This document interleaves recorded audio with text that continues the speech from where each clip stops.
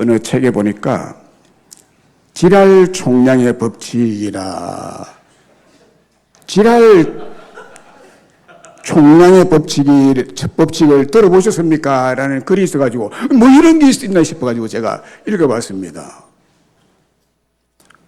지랄 총량의 법칙,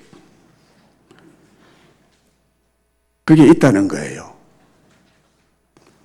지랄은 비속어가 아니고 표준어래요. 표준어. 사전에 나와 있는 말입니다. 지랄.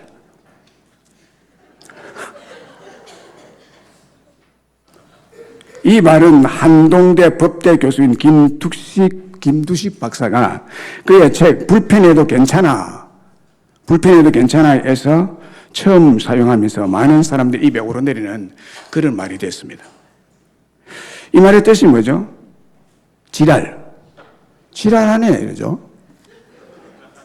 미친 사람은 아닌데 미친 척하고 비상식적인 말이나 행동을 하는 사람.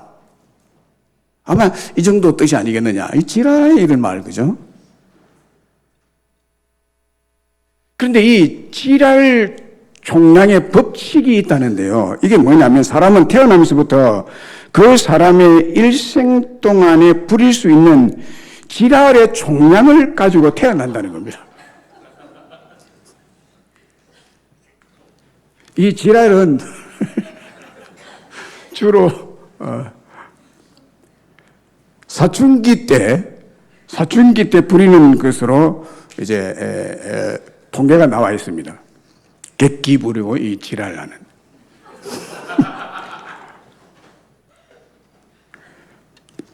만약 사춘기 때 지랄을 부리지 않게 되면 나중에 나이 들어서 늦바람을 피운다든지, 그것도 안 되면 죽기 전에 반드시 그 총량을 다 쓰고 가는 것이기 때문에 이게 정해진 것이다 라는 것입니다. 그래서 이 지랄 총량의 법칙은 자기 인간이 다 쓰고 간다는 거예요. 지랄을 몇 번 하고 이제 죽는다, 이 말입니다.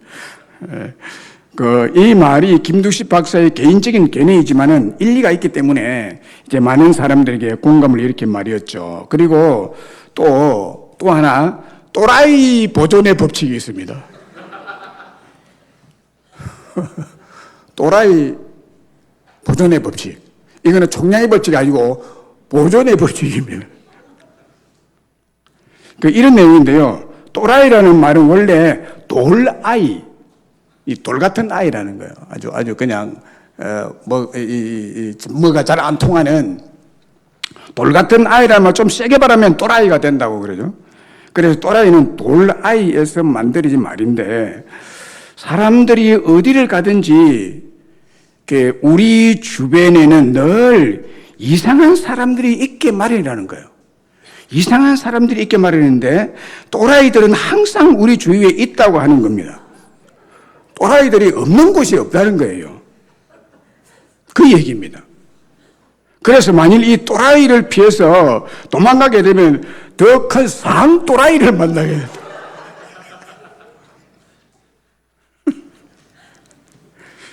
또 그 상 또라이가 없어지면 어떻게 되느냐.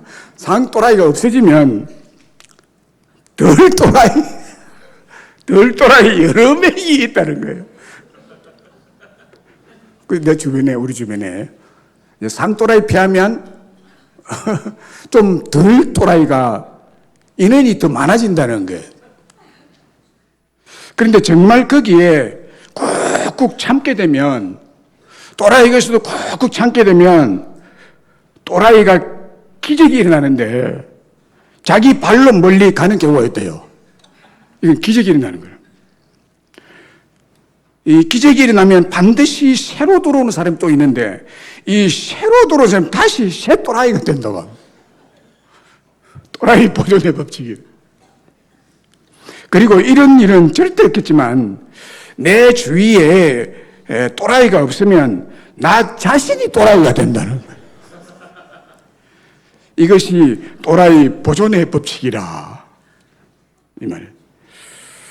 여러분, 이 말은 무슨 말인가 하면, 우리 주위에 비상식적인 사람, 비정상적인 사람이 그렇게 많다는 것이고, 이 말과 연관해서 어떤 유명한 심리학자가 이런 말을 했습니다. 사람은 멀리서 보면 다 정상이다.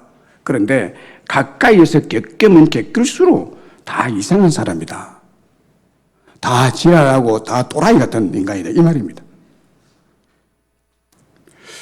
그리고 산과 사람은 멀리서 볼 때 아름답다는 말도 있는데, 그 아름다운 산도 여러분, 그 산에 직접 올라가서 가까이 가서 보면 구덩이가 있고 돌부리가 군데군데 널려 있고 소똥이나 말똥이 널려 있고 냄새가 나서 좋지 않죠.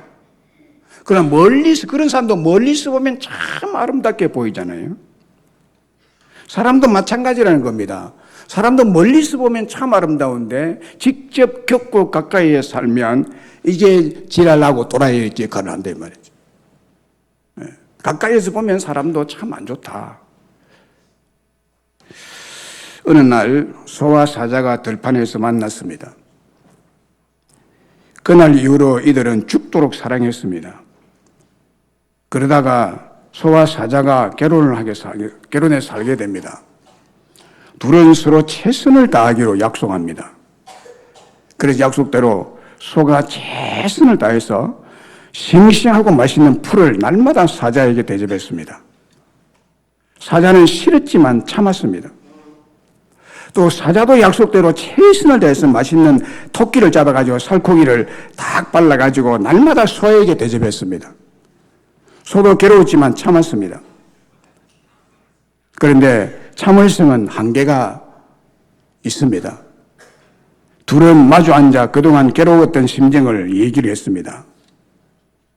문제를 잘못 풀어놓으면 큰 사건이 되고 마는데 소와 사자는 불만을 서로 이야기하다가 결국 다투게 됩니다. 그리고 끝내 헤어지고 말았습니다. 헤어지죠, 그러면. 헤어지면서 서로에게 한 말은 이 말이었습니다. 난 최선을 다해서 였습니다. 소가 소의 눈으로만 세상을 보고 사자가 사자의 눈으로만 세상을 보면 그들은 세상을 혼자 사는 무인도입니다. 그래서 소가 사자를 볼 때 지랄이고 사자가 소를 볼 때 지랄입니다. 소의 세상, 사자의 세상일 뿐입니다. 대부분 가까이서 사람을 겪어보면 나 편한 대로, 나 위주로 생각합니다. 나 편한 대로, 나 위주로 생각하는 최선, 상대를 못 보는 최선, 그런 최선은 최선일수록 최악을 낳습니다. 사랑한다고 말하지만 자기의 입장에서만 모든 것을 말하고 시도한다면 그것은 서로에게 괴로움과 상처를 주고 받을 뿐이죠. 특별히 오늘 이 이야기에서 우리의 믿음 생활, 여러분의 교회 생활에서 심사숙고할 교훈이 있다고 생각합니다. 나 편한 대로 믿음 생활하고 나 위주로 교회 생활을 한다면 감사가 없을 것입니다. 감사가 없을 것입니다. 다음 주일은 올해 추수감사 주일입니다. 감사라는 것은 본래가 이웃의 관점에서, 타인의 관점에서, 더 나아가 우리의 구원자 되신 하나님의 관점에서 하나님에게로 마음이 가고 하나님에게로 시선이 가고 관심이 갈 때 느껴지고 깨달아지는 은혜가 있습니다. 그 은혜를 생각할 때 생겨나는 감정을 감사라 그래요. 그 은혜에서 생겨나는 고마움, 이것이 감사라는 것입니다. 특별히 우리 믿는 성도들은 지랄같이 또라이같이 삶을 살아가면 절대로 안 됩니다. 그럴 때 감사가 있을 수가 없는 거예요. 주 예수님 안에서 하나님의 말씀인 진리 안에서 살아간다면 이런 비정상적인 삶이 치료가 되고 감사하는 정상적인 삶으로 회복이 되고 치료가 될 줄로 믿습니다. 오늘 본문의 말씀은 여호와 하나님께서 은혜로우시며 의로우시며 긍휼과 사랑이 많으신 하나님으로서 사망의 줄일 나를 두르고 스올 즉 지옥의 고통이 내게 이름으로 환난과 고통을 당하였다라고 말합니다. 그런 환난과 고통, 죽음의 고통을 당하고 위기의 고통을 당하고 지옥 같은 고통을 당하고 있을 때에 이 시편 기자가 뭘 했는가 하면 기도를 했습니다. 여호와여 주께 구하오니 내 영혼을 건져 주시옵소서라고 기도했다고 합니다. 그런데 기도하니까 하나님께서 그 기도를 들으시고 응답하셨다는 것을 오늘 본문에 나타내고 있습니다. 그 응답을 8절에 보면 이렇게 말합니다. 주께서 내 영혼을 사망에서 내 눈을 그래서 내 발을 넘어짐에서 건지셨나이다 라고 고백하고 있습니다. 하나님이 응답하셨다는 거죠.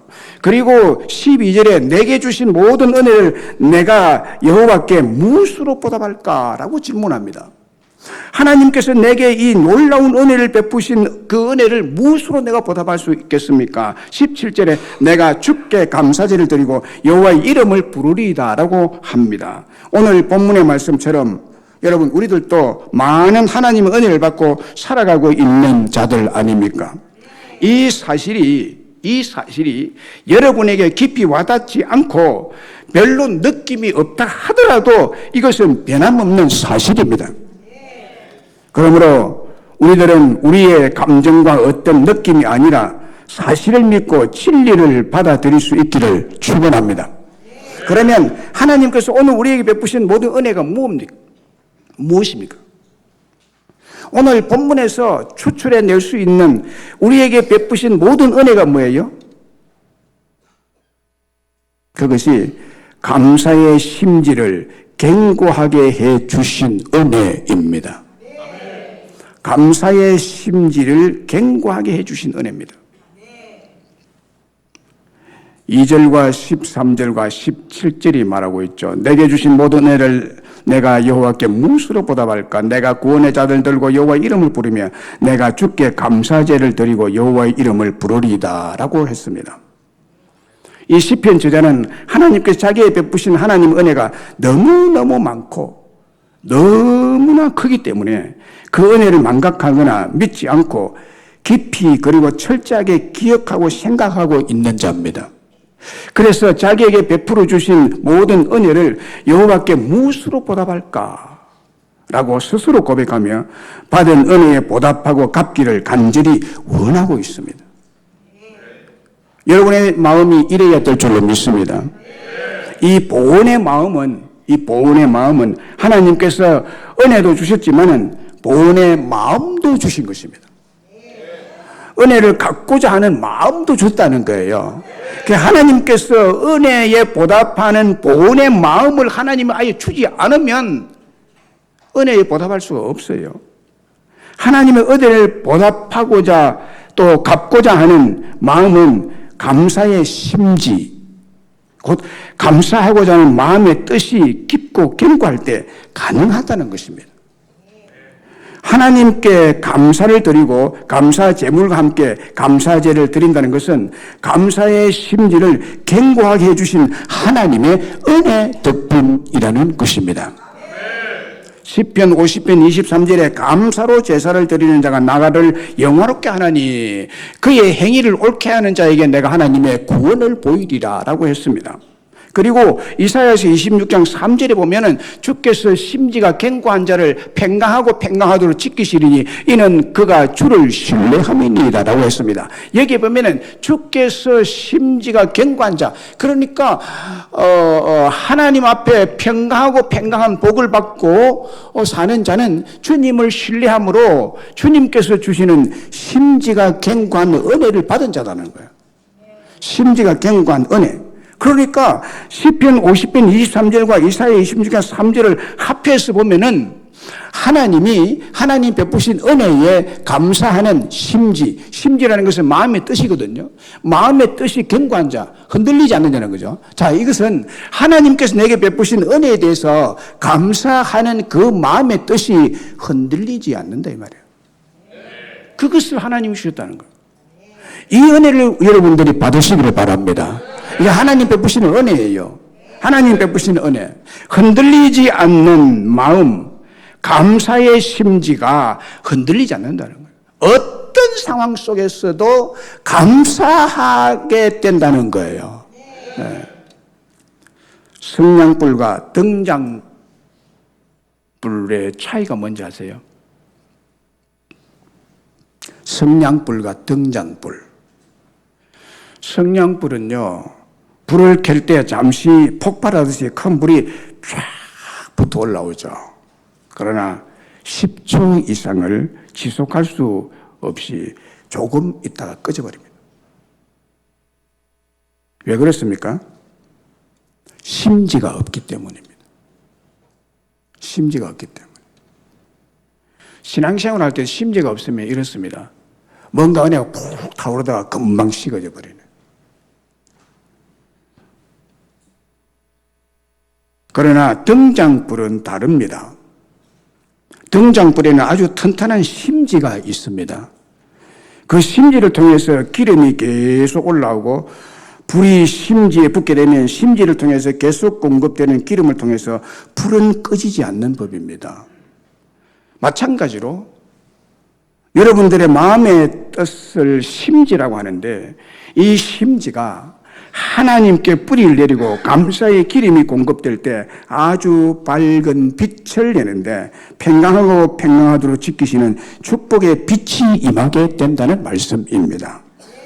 하나님께서 감사의 심지를 견고하게 해주신 은혜입니다. 사도행전 16장에 보면 바울과 실라가 빌립보라는 도시에 복음을 전할 때 일어난 기적적인 사건을 소개하고 있죠. 하루는 바울과 실라가 기도하기 위해서 기도처를 찾아가는데 점치는 귀신이 자꾸 따라다니면서 바울과 실라를 굉장히 괴롭힙니다. 이 귀신들이 요정이 하는 말은 맞아요. 맞는데 복음을 전하고 기도하는 일을 계속 방해를 합니다. 여러분들이 옳은 말이라고 계속 교회에서 주장하면 이건 목회나 어떤 그 교회에 어려움을 초래하는 일이 되거든요. 귀신의 역사가 될 수가 있는 것입니다, 여러분. 이 귀신들 여종이 바울과 실라를 보면서 하나님의 위대한 종이다. 복음을 전하는 사람이다. 이들의 말을 들어라. 말은 옳아요. 그런데 계속 따라다니면 고함을 지릅니다. 괴성을 지르고 그럽니다. 이거는 도움이 안 되거든요. 그래서 너무너무 힘들어서요. 그 귀신을 쫓아내버립니다. 사도행전 16장 18절에 보면 이같이 여러 날을 가는지라 바울이 심히 괴로워하여 돌이켜 그 귀신에게 이르되 예수 그리스도의 이름으로 내가 네게 명하노니 그에게서 나오라. 이 명령 앞에 귀신은 견딜 수 없으면 나와야 됩니다.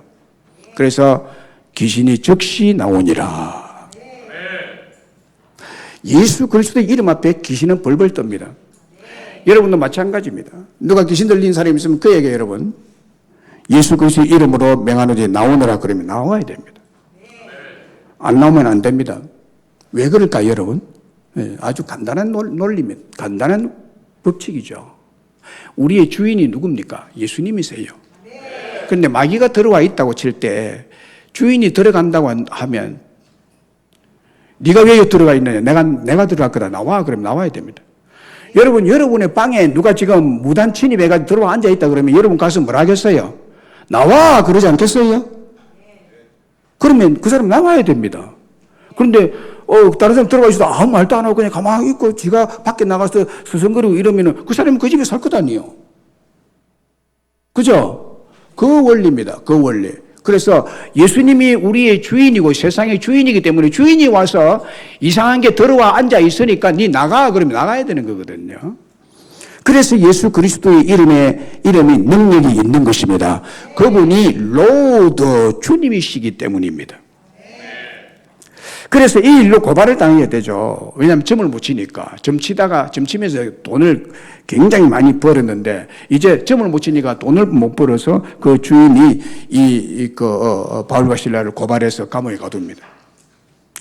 깊은 감옥에 가둡니다. 빌립보에서 깊은 감옥에 갇혔는데, 그 감옥에 두 손에 쇠사슬이 묶이고 발에 쇠사슬이 묶여서 이제 밤에 갇힙니다. 실컷 얻어 터지죠. 매를 맞았다 그러면요, 그 매에 대해서 유대인들이 치는 매 말씀을 드렸죠. 매가 어떤 매인지 여러분. 그걸 가지고 그냥 사정없이 내리치고 죽어도 괜찮으니까 그래가지고 이 살점이 다 떨어져 나고 피투성이 돼가지고 감옥에 들어갔습니다. 들어가서 시간이 흘러서 한밤중이 되었습니다. 두 사람은 맞은 자리가 너무너무 아팠기 때문에 잠도 제대로 잘 수가 없었고 또 잠도 오지 않았을 것입니다. 그때 성령님이 이들에게 찾아오십니다. 성령님이 찾아오십니다. 성령 하나님께서 두 사람의 마음속에 어떻게 역사하는가 하면 하나님께 향하도록 역사하십니다. 이게 믿는 사람이 역사하시는 성령 하나님이십니다, 여러분. 강력한 성령님의 감동하심을 따라 두 사람은 밤중에 일어나서 기도를 하는데 감사 기도가 나와요. 그리고 찬송하는데 감사 찬송을 불렀습니다. 25절에 보면 한밤중에 바울과 실라가 기도하고 하나님 찬송하매라고 했습니다. 여기 기도는 감사 기도입니다. 그리고 하나님 찬송하매, 이건 감사 찬송입니다. 이때 기도하고 찬송한 것이 원망 기도를 하겠어요? 불평 기도를 하겠어요? 하나님, 이게 하나님의 뜻인 줄 믿고 감사를 드리는데 하나님 무슨 뜻입니까? 가르쳐 주십시오. 이런 기도를 했지 않겠습니까? 그리고 찬송을 한 거죠. 그래서 바울과 실라가 성령의 은혜로 하나님의 은혜에 감사 기도, 감사 찬송을 했습니다. 이것은 바울과 실라가 열심히 있어서 한 게 아니라 성령 하나님이 그들의 마음을 아주 이끌어서 기도하게 만드신 거예요. 이게 뭐냐? 이런 어려운 상황 속에서도 믿는 자의 마음 속에 감사의 심지를 심어주었기 때문에 그 상황에서도 감사 기도를 하고 감사 찬송을 하게 되는 거예요. 그게 하나님의 은혜죠. 하나님의 은혜죠. 그래서 감사 기도와 감사 찬송이 끝나자 갑자기 큰 지진이 나죠. 지진이 나고 옥토가 움직이고 문이 다 열려버리고 사람들의 메인 모든 쇠사슬이 다 풀어졌습니다. 놀란 기적이 일어났습니다. 간수가 자다가 깜짝 놀라가지고 등불을 들고 나와서 무서워 떨면서 바울과 실라 앞에 엎드려서 이렇게 말했습니다. 선생들이여, 내가 어떻게 하여 구원을 받으리까? 이 간청에 바울이 이렇게 말했습니다. 31절에 보면요, 주 예수를 믿으라. 그리하면 너와 내 집이 구원을 얻으리라. 이 말씀이 나오도록 하기 위해서 성령 하나님께서 바울과 실라의 심령 속에 심어 놓으신 감사의 심지가 발동하게 된 거예요. 이게 하나님 은혜예요. 여러분들에게도 감사의 심지를 심어 주신 줄로 믿습니다. 그래서 여러분들이 어려움을 당할 때 반드시 감사 기도가 나온다는 것은 그 감사의 심지가 심겨졌기 때문이에요. 심겨졌기 때문이에요. 엄청난 고통과 절망이 감옥 속에서 성령님의 은혜로우신 감동하심에 따라 하나님께 감사 기도와 감사 찬송을 드렸더니 든든히 잠겼던 감옥 문이 다 열리고 손과 발에 채워졌던 수갑과 쇠사슬이 저절로 풀어지는 기적이 일어나게 된 것입니다. 사랑하는 여러분, 마음을 다하고 힘을 다해서 감사하면서 기도하고 감사하면서 찬양하고 감사하면서 예배를 드리도록 하나님은 은혜를 베풀어 주십니다. 그 하나님의 은혜예요. 그 모든 것이 하나님의 은혜죠. 여러분 스스로가 열심을 다하고 충성스럽게 헌신하고 직분을 받고 이것은 여러분 잘했어가 아니에요. 그렇게 생각하면 절대로 잘못된 신앙입니다. 뭐예요? 하나님 베풀어 주신 은혜죠. 그렇게 충성스럽게 일을 하도록 하신 하나님의 은혜예요. 어떤 절망적인 상황 속에서도 아무리 어두운 감옥 속에서라도 감사의 기도와 찬송을 하도록 바울과 실라처럼 우리를 이끌어 주시고 역사해 주시는 하나님의 역사가 있는 것입니다. 그 은혜가 있는 것입니다. 그러므로 기적은 바로 여러분들의 것입니다.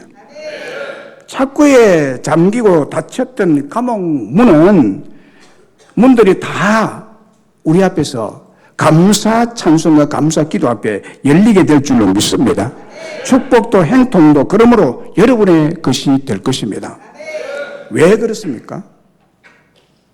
감사의 심지가 심겨져 있는 은혜를 받았기 때문입니다.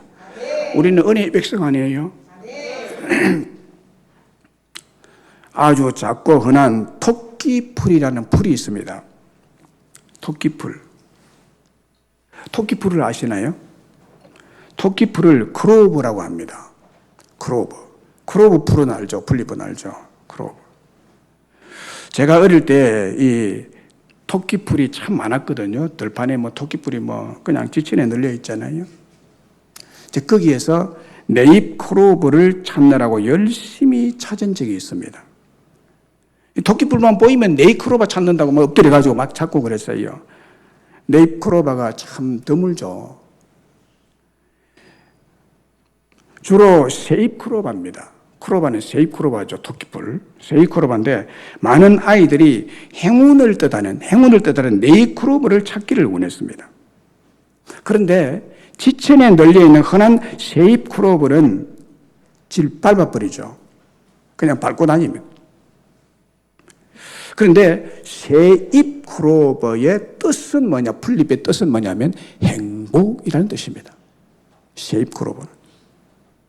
그리고 힘써 찾기를 원했던 네잎 크로버는 행운을 뜻합니다. 그러니까 행복과 행운은 다릅니다. 새잎 크로버가 행복이라는 아주 복된 뜻을 가지고 있는데 대부분 사람들이 지천에 널리는 새잎은 무시하고 밟아버립니다.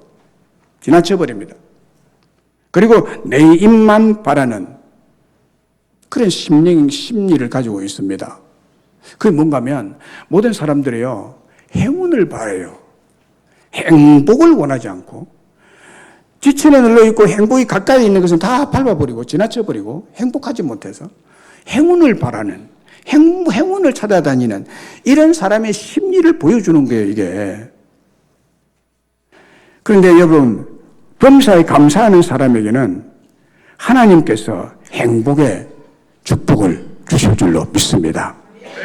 칼 히티는 그의 행복론에서 행복의 첫 번째 조건을 감사라고 했습니다. 중요한 것은 행복하기 때문에 감사하는 것이 아니라 감사하기 때문에 행복이 찾아온다는 것입니다. 그리고 일본의 신학자 우치무라 간조 내촌 감산 목사님은 이런 말을 했습니다. 만일 하나님이 인간을 저주하신다면 그것은 실패나 질병이나 배신이나 죽음으로 저주하는 것이 아니라 마음에 감사하는 마음이 생기지 않도록 만들어 놓을 것이다. 감사하는 마음이 생기지 않는 것이 곧 저주일 것이다 라고 의미심장한 말을 했습니다. 감사하는 마음이 없는 것은 저주요. 그런데 감사의 마음이 있는 것은 하나님이 감사의 심지를 심어줬기 때문에 감사의 마음이 생기는데 이 사람이 하나님 앞에 행복한 은혜를 받은 사람 아니겠습니까?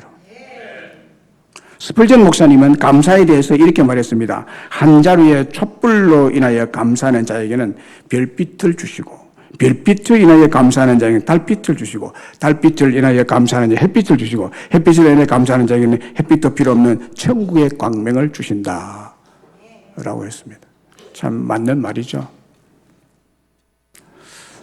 탈무드에 보면 세상에서 가장 현명한 사람은 끝까지 배우는 사람, 가장 강한 사람은 자신과 싸움에서 이기는 사람, 그리고 가장 행복한 사람은 범사에 감사하는 사람이다. 아멘. 가장 행복한 사람은 범사에 감사하는 사람이라고 했습니다. 그렇습니다, 여러분. 하나님께서 우리들에게 행복을 주시기 위해서 감사의 심지를 견고하게 해주셨고 또 그것으로 말미암아 우리의 삶이 기적적인 삶을 살아가도록 우리에게 은혜와 어떤 축복을 주신 줄로 믿습니다. 그래서 여러분 어떤 상황 속에서도 감사의 심지, 아주 굳은 감사를 하는 어떤 상황 속에서도 감사를 잊지 않는, 형통할 때나 불통할 때나 불행할 때나 행복할 때나 언제든지 감사할 수 있는, 범사에 감사할 수 있는 이 감사의 심지를 여러분에게 심어주셨다는 사실을 믿으시고 하나님이 이 감사의 심지, 감사하고자 하는 마음의 뜻, 이것을 여러분의 심령 가운데 깊이 심어주셨다는 믿음을 가지고 살아가심으로 여러분들이 감사로 인한 은혜와 복, 기적을 맛보는 축복이 있기를 주의 이름으로 축원합니다.